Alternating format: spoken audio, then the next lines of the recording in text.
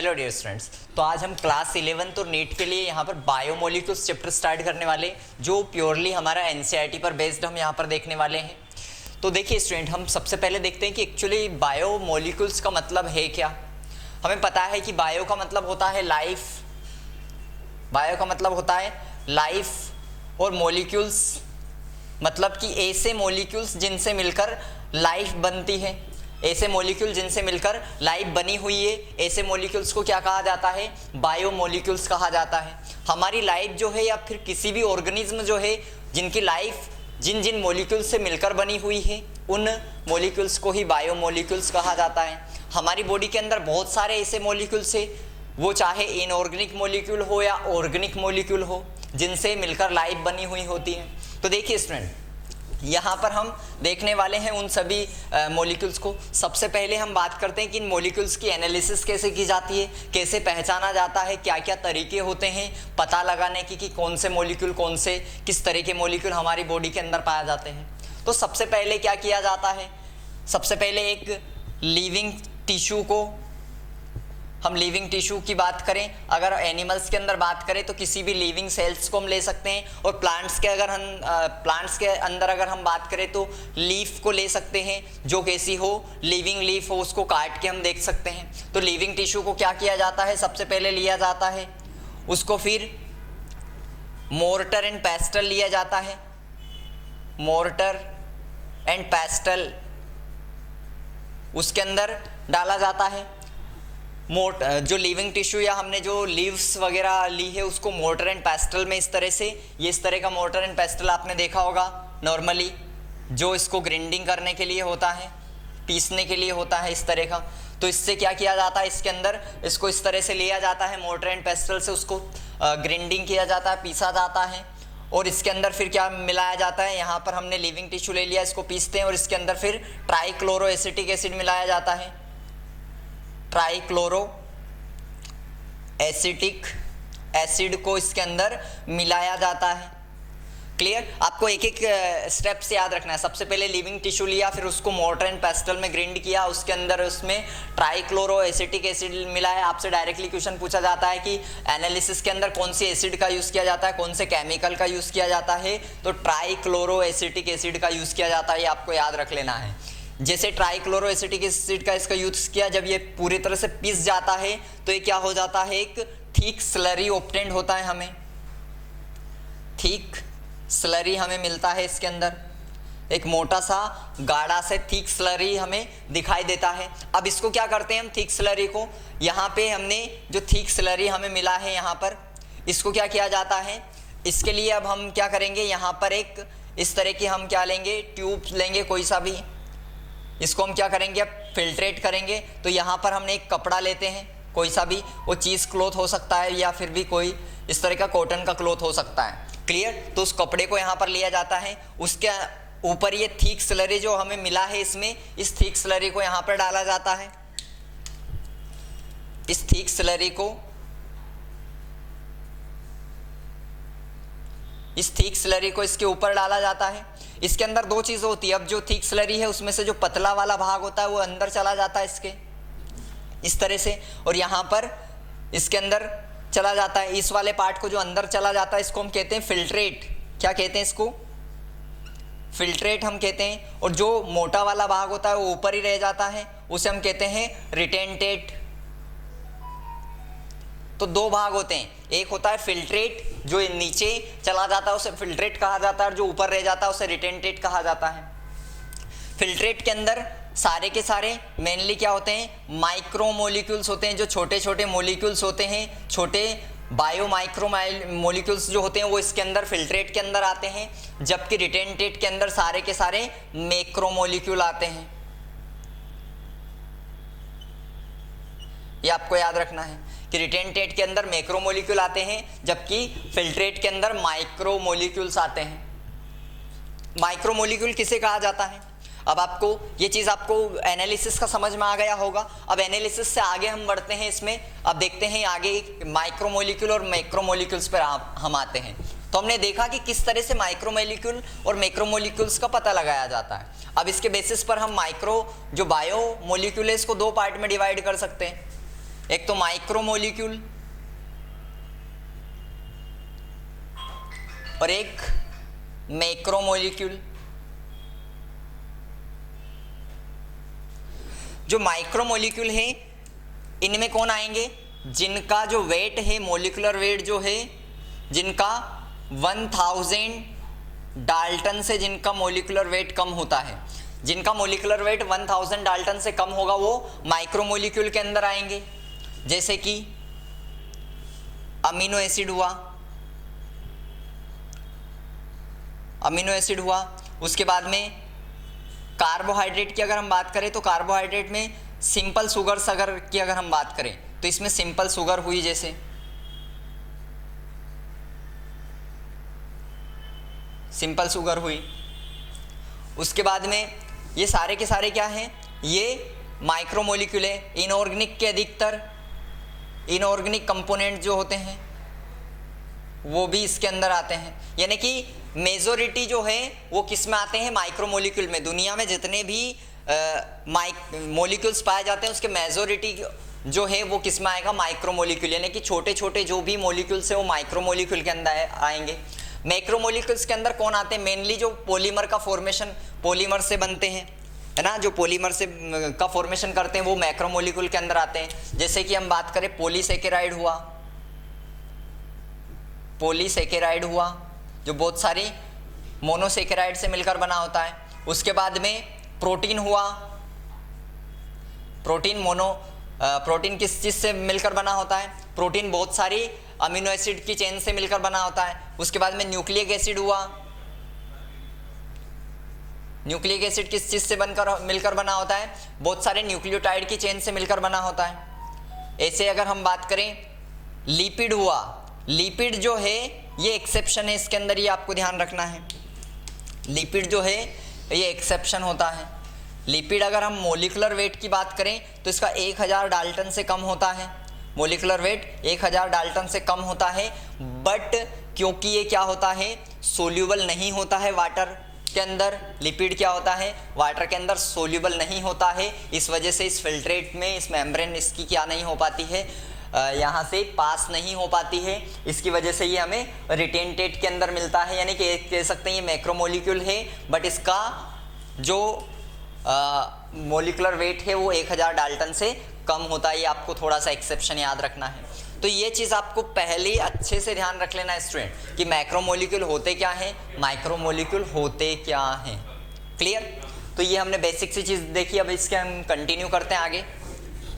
आपको चैप्टर को अच्छे से समझना, और एनसीईआरटी को जैसे आप पढ़ोगे तो एनसीईआरटी की एक एक लाइन आपको समझ में आती जाएगी, क्योंकि उसके अकॉर्डिंग मैं यहाँ पर पढ़ा रहा हूँ आपको, एनसीईआरटी के अकॉर्डिंग ही। क्लियर? अब कुछ इंपॉर्टेंट चीज़ें मैं आपको बताने वाला हूँ, आपको ध्यान रखना है। यहाँ पर आपको याद रखना है कि हमें दो चीज़, इनऑर्गेनिक का कैसे पता लगाएं हम, इनऑर्गेनिक सब्सटेंस का कैसे पता लगाएं। तो देखो स्टूडेंट, आपको तीन चीजें ध्यान रखनी है यहाँ पे। एक होता है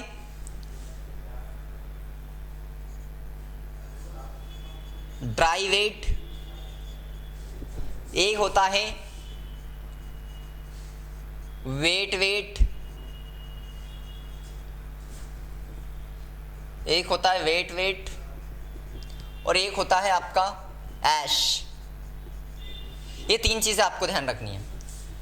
तो देखो ड्राई वेट का हम सबसे पहले बात करते हैं वेट की। अगर आपने क्या किया, एक पत्ती है, एक लीव्स है, उसको क्या किया, नई लीव्स को आपने तोड़ के लाए, तो उसमें क्या होगा, वो फोटोसिंथेसिस करती होगी, यानी कि उसमें वाटर की मात्रा भी होगी, सब कुछ होगा, उसमें वाटर भी होगा। तो ऐसे में उसको हम उसके वेट को अगर उस टाइम पे तोड़ के उसको नापेंगे, उसके वेट को मेजर करेंगे, तो वो क्या हुआ, उसका वेट हो कहलाता है।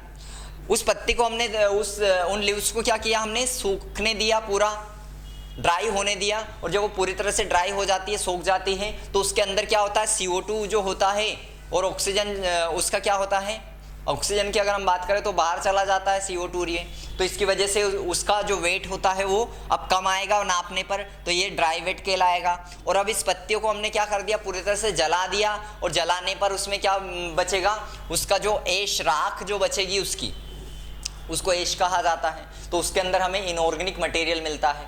इनऑर्गेनिक में अलग अलग जैसे पत्ती की अगर हम बात करें तो उसके अंदर मैग्नीशियम हमें मिलेगा, क्योंकि उसके अंदर जो क्लोरोफिल होती है, क्लोरोफिल का मेन कंपाउंड, क्लोरोफिल को जलाने पर क्या बनता है, मैग्नीज, आपको याद रखना है मैग्नीशियम। क्लियर, मैग्नीशियम, ये आपसे क्वेश्चन पूछा जाता है, तो ये चीज़ आपको अच्छे से याद रखना है। ड्राई वेट क्या होता है, वेट क्या होता है, और ऐश क्या होता है। अब एक इंपॉर्टेंट चीज़ आपको ध्यान रखना है, जो एनसीईआरटी की आपके टेबल में दे रखी है, आप एनसीईआरटी को देखेंगे तो उसमें टेबल बनी हुई है, उसमें दे रखा है कि आप जो अर्थ की क्रस्ट है, एक टेबल में आपकी अर्थ की क्रस्ट को और वेट ऑफ ह्यूमन बॉडी को कंपेयर किया गया है। जो अर्थ की क्रस्ट लेयर में जो मॉलिक्यूल्स पाए जाते हैं वही ह्यूमन की बॉडी में पाए जाते हैं। कहा जाता है ना कि मिट्टी का मानव मिट्टी में मिल जाता है, तो वैसा का वैसा यहाँ पर है। यानी कि हमारी जो बॉडी है पूरी की पूरी किससे बनी हुई है, जो हमें मिट्टी में जो मॉलिक्यूल्स मिलते हैं उन्हीं से हमारी बॉडी बनी हुई है। क्लियर, तो ये आपको ध्यान रखना है, जो आपको टेबल को अच्छे से ध्यान रखना है कि जो कंपोनेंट हमारी बॉडी में पाए जाते हैं, जो मॉलिक्यूल्स हमारी बॉडी में पाए जाते हैं, वही कहाँ पर पाए जाते हैं, वही अर्थ की क्रस्ट में पाए जाते हैं। स्टूडेंट, ये आपको अच्छे से याद रखना है।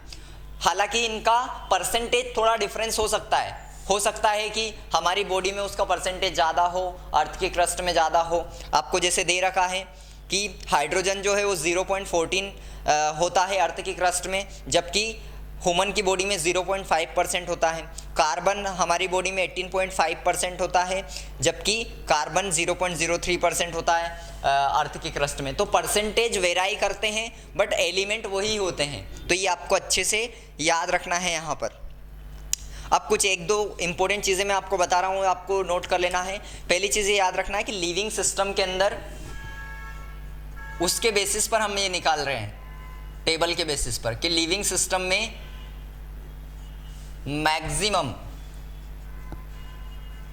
मैक्सिमम ऑक्सीजन एलिमेंट पाया जाता है। तो जो भी लिविंग सिस्टम है उसके अंदर अगर बॉडी की बात करें तो कौन सा एलिमेंट सबसे ज़्यादा पाया जाता है, तो ऑक्सीजन पाया जाता है। ये आपको ध्यान रखना है, कितना, लगभग 65%। अगर प्रोटोप्लाज्म की बात करें, किसी का भी जो जीव द्रव्य प्रोटोप्लाज्म होता है, प्रोटोप्लाज्म किस चीज से बना होता है, प्रोटोप्लाज्म CHON से बना होता है। कार्बन, हाइड्रोजन, ऑक्सीजन और नाइट्रोजन इन एलिमेंट से बना होता है, ये आपको अच्छे से याद रख लेना है। और carbon, hydrogen, oxygen, nitrogen, phosphorus and sulphur, अगर इन 5 एलिमेंट को हम मिला दें तो लिविंग सिस्टम का लगभग 99% भाग ये बनाते हैं, ये आपको ध्यान रख लेना है। लिविंग सिस्टम का लगभग 99% पार्ट ये बनाते, carbon, hydrogen, oxygen, nitrogen, phosphorus, sulphur. ये आपको अच्छे से याद रख लेना है, इस तरह के क्वेश्चन आपसे एग्जाम के अंदर पूछे जाते हैं। क्लियर, अब हमें इंपॉर्टेंट चीज पे आते हैं, ये आपको ध्यान रख लेना है स्टूडेंट।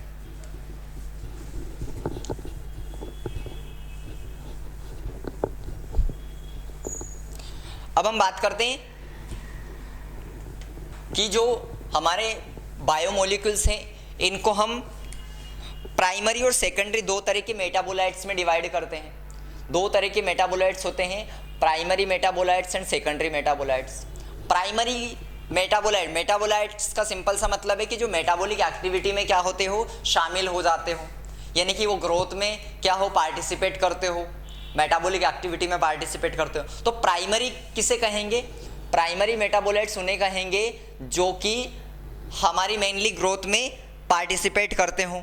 जैसे कि हमारे प्राइमरी मेटाबोलाइट्स की अगर हम बात करें तो हमारे जैसे शुगर हुआ, अमीनो एसिड हुआ, प्रोटीन हुआ, ये सब जो हमने बायोमोलिक्यूल्स देखे हैं ये प्राइमरी मेटाबोलाइट्स के अंदर आते हैं, क्योंकि ये कहीं ना कहीं हमारे ग्रोथ में पार्टिसिपेट करते हैं। पर कुछ ऐसे भी ये हमें कहाँ से मिलते हैं, मेनली प्लांट से मिलते हैं या फिर हमें ह्यूमन से मिलते हैं, ह्यूमन बॉडी से, प्राइमरी मेटाबोलाइट। जबकि सेकेंडरी मेटाबोलाइट्स जो होते हैं ये हमें जनरली कहाँ से मिलते हैं, जैसे कि फंजाई से मिलते हैं, बैक्टीरिया वगैरह से मिलते हैं, और कुछ कुछ प्लांट से भी मिलते हैं। सेकेंडरी मेटाबोलाइट्स, ये आपको ध्यान रखना है। सेकेंडरी मेटाबोलाइट्स का जो फंक्शन है एक्चुअल में हमें पूरी तरह से इनका फंक्शन जो है वो नोन नहीं है, पता नहीं है अभी तक।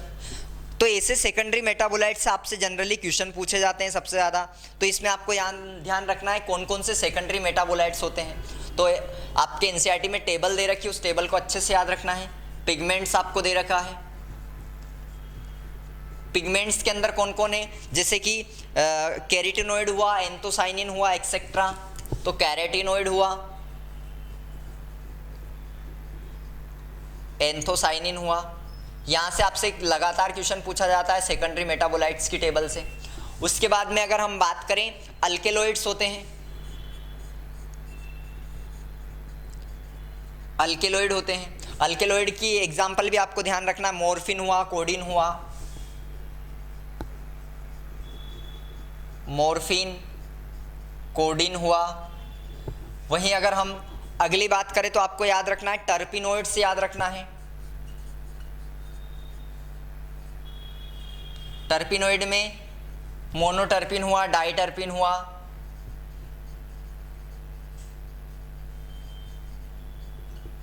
मोनोटर्पिन, डाइटर्पिन हुआ। उसके बाद में अगर हम बात करें एसेंशियल ऑयल, ये भी सेकेंडरी मेटाबोलाइट्स के अंदर आते हैं। ये सारे सेकेंडरी मेटाबोलाइट्स है स्टूडेंट। तो इसके बाद में एसेंशियल ऑयल की अगर हम बात करें, एसेंशियल ऑयल में आपको अच्छे से याद रखना, जैसे कि लेमन ग्रास ऑयल हुआ,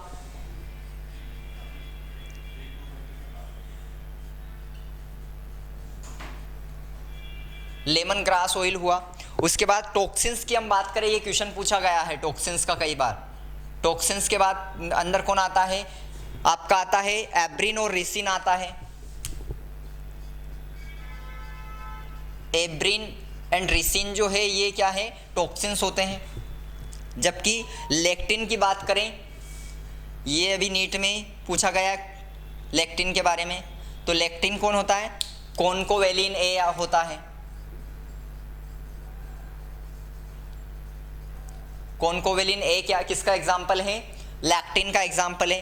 ड्रग्स की बात करें, ड्रग्स की अगर हम बात करें तो इसमें विनब्लास्टिन आता है, विनब्लास्टिन है। उसके बाद कुर्कुमिन है।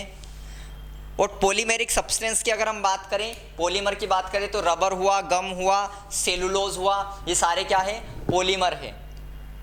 तो ऐसे मेटाबॉलिक सब्सटेंसेस, ऐसे मॉलिक्यूल्स जो हमें कहाँ से मिलते हैं, प्लांट से या फंजाई से या बैक्टीरिया से मिलते हैं, और जिनका एक्चुअल में हमें फंक्शन सही तरीके से पता नहीं होता है, जो ग्रोथ में ज़्यादा कोई पार्टिसिपेट नहीं करते हैं, इनको क्या कहा जाता है, सेकेंडरी मेटाबोलाइट्स कहा जाता है। तो आपसे क्वेश्चन इस तरह से एग्जाम्पल के बेसिस पर ज़्यादा पूछा जाता है। जैसे आपको दे रखा होगा कि अल्केलॉइड कौन सा है इनमें से, मॉर्फिन, कोडीन। पिगमेंट्स कौन सा है, टॉक्सिन कौन सा है, एब्रिन, रिसिन। लैक्टिन का भी जस्ट नीट में पूछा गया था, कॉन्केविलिन ए क्या है, एक लैक्टिन है। या फिर डायरेक्टली पूछा जा सकता है इसमें से कौन सेकेंडरी मेटाबोलाइट का एग्जाम्पल है। इस तरह के क्वेश्चन यहाँ से पूछे जाते हैं। तो आपको इसके लिए तैयार रहना है अगर इस तरह के क्वेश्चंस आपसे पूछे जाते हैं तो। क्लियर।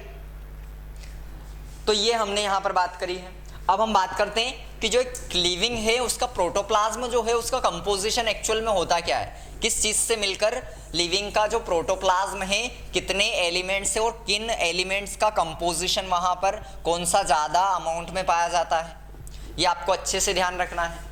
ये बार बार क्वेश्चन पूछे जाते हैं यहाँ से। अगर हम बात करें सबसे ज़्यादा तो ह्यूमन बॉडी या किसी भी लिविंग के अंदर वाटर पाया जाता है प्रोटोप्लाज्म के अंदर। कितना, लगभग 70 से लेकर तो 90% वाटर होता है। ठीक, सबसे ज़्यादा हमेशा वाटर रहेगा। उसके बाद दूसरे नंबर पर हमेशा क्या होगा, प्रोटीन होगा। किसी भी लिविंग के अंदर प्रोटीन दूसरे नंबर पाया जाता है। लगभग कितना, 10 से लेकर 15% प्रोटीन होता है लिविंग सिस्टम के अंदर। 10 से लेकर 15% आपका प्रोटीन होता है। जबकि अगर हम बात करें थर्ड नंबर पर तो न्यूक्लिक एसिड होती है। न्यूक्लिक एसिड होती है। न्यूक्लिक एसिड कौन होती है, डीएनए और आरएनए। तो न्यूक्लिक एसिड कितनी होती है, लगभग 5 से 7% होती है। न्यूक्लिक एसिड 5 से 7% होती है। वहीं अगर हम बात करें कार्बोहाइड्रेट की,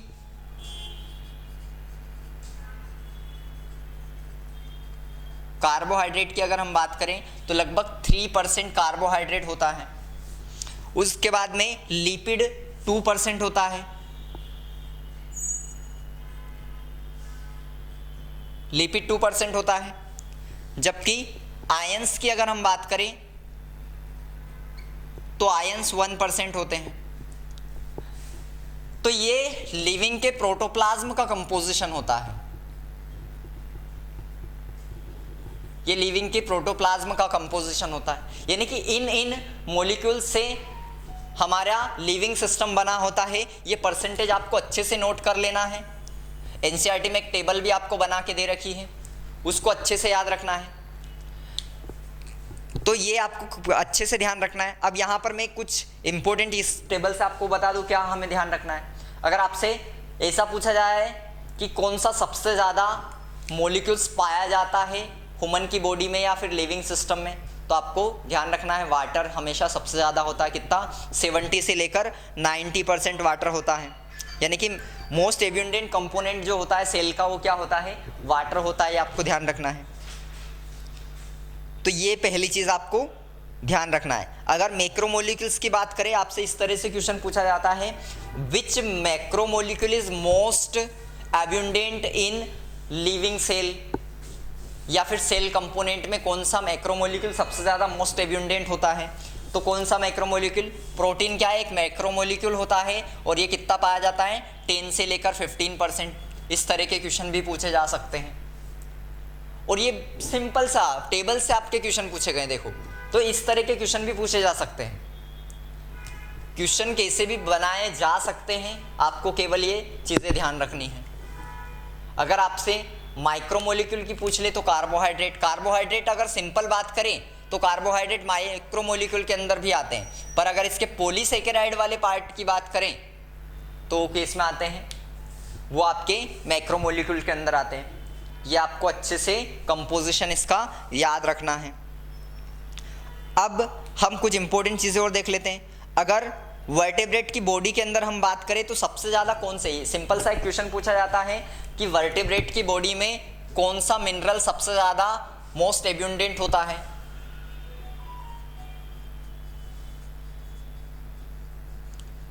most abundant mineral in vertebrate. तो जो वर्टेब्रेट है जिनके पास रीढ़ की हड्डी है, उनके अंदर सबसे ज़्यादा मोस्ट एब्यूंडेंट मिनरल कौन सा होता है। तो आपको अच्छे से याद रख लेना क्या आंसर आएगा, कैल्शियम। कैल्शियम सबसे ज़्यादा मोस्ट एब्यूंडेंट मिनरल, यहाँ पे मिनरल की बात हो रही है ना, तो सबसे ज़्यादा कैल्शियम। अगर आपसे क्वेश्चन पूछा जाए कि हमें पता है कि जो सेल के अंदर जो फ्लूइड होता है, ये आपकी एक सेल है,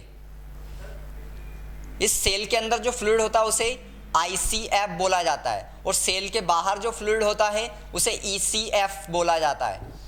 ICF का मतलब है इंट्रासेलुलर फ्लूइड और ECF का मतलब है एक्स्ट्रा सेलुलर फ्लूइड। तो जो सेल के अंदर फ्लूइड होता है उसे इंट्रासेलुलर फ्लूइड कहा जाता है, बाहर वाले को एक्स्ट्रा सेलुलर फ्लूइड कहा जाता है।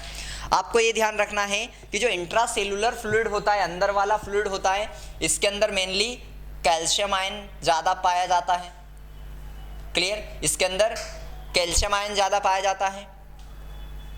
जबकि अगर हम बात करें बाहर वाले ECF की, तो ECF में सबसे ज़्यादा अमाउंट किसका होता है, सोडियम आयंस का होता है। ये आपको अच्छे से ध्यान रखना है। जब आप परमिएबिलिटी ऑफ मेम्ब्रेन की हम बात करेंगे, या फिर हम ह्यूमन फिजियोलॉजी के अंदर जब हम बात करते हैं कि नर्व इम्पल्स का कंडक्शन कैसे होता है, या फिर हम बात करते हैं कि किस तरीके से मसल्स का कॉन्ट्रैक्शन होता है, तो उस मैकेनिज्म के टाइम पर हमें ICF और ECF के बारे में जानना जरूरी होता है कि इंट्रासेलुलर फ्लूइड के अंदर कौन से आयंस ज़्यादा होते हैं, जबकि एक्स्ट्रा सेलुलर फ्लूइड के अंदर कौन से आयंस ज़्यादा होते हैं। तब जाकर एक्चुअल में हम उसके मैकेनिज्म को समझ पाते हैं। तो ये आपको ध्यान रखना है। अब अगर सेल के अंदर हम बात करें तो आपको ये एक इनसाइड सेल, अगर हम बात करें सेल के इनसाइड अगर हम बात करें किसी भी, तो आपको ये ऑर्डर ध्यान रखना है कि कौन सा आयन सबसे ज़्यादा आपका पोटेशियम पाया जाता है, फिर सोडियम पाया जाता है, ये आपको ध्यान रखना है, और उसके बाद में आपका मेनली कैल्शियम पाया जाता है। ये आपको ऑर्डर ध्यान रखना। सबसे ज़्यादा सेल के इनसाइड बात करें तो यानी कि आईसीएफ के अंदर पोटेशियम, फिर सोडियम, फिर कैल्शियम। क्लियर? यहाँ पे पोटेशियम। क्लियर? ये आपको अच्छे से ध्यान रखना है कि पोटेशियम सेल के अंदर सबसे ज़्यादा होता है, उससे कम फिर सोडियम होता है, उससे कम कैल्शियम होता है। वहीं बाहर की हम बात करेंगे तो सोडियम सबसे ज़्यादा होता है।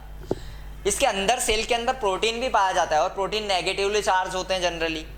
क्लियर? तो यहाँ पर परमिएबिलिटी की हम बात करेंगे तो वहाँ पर उसका बहुत ज़्यादा इंपॉर्टेंस है, ये आपको ध्यान रखना है। तो इस लेक्चर में हमने बेसिक को पूरे को देख लिया है, बायोमोलिक्यूल्स के सारे बेसिक्स जो इंट्रो था इसको सारे को देख लिया। अब हम जो माइक्रोमोलिक्यूल और मैक्रोमोलिक्यूल्स हमने देखे हैं इसको एक एक को हम डिटेल में अगले लेक्चर में देखेंगे। जैसे कि कार्बोहाइड्रेट को हम डिटेल में देखेंगे, फिर लिपिड को हम डिटेल में देखेंगे, न्यूक्लिक एसिड को हम डिटेल में देखेंगे। इन सभी को हम माइक्रो और मैक्रोमोलिक्यूल्स को एक एक को डिटेल में हम देखेंगे। ओके।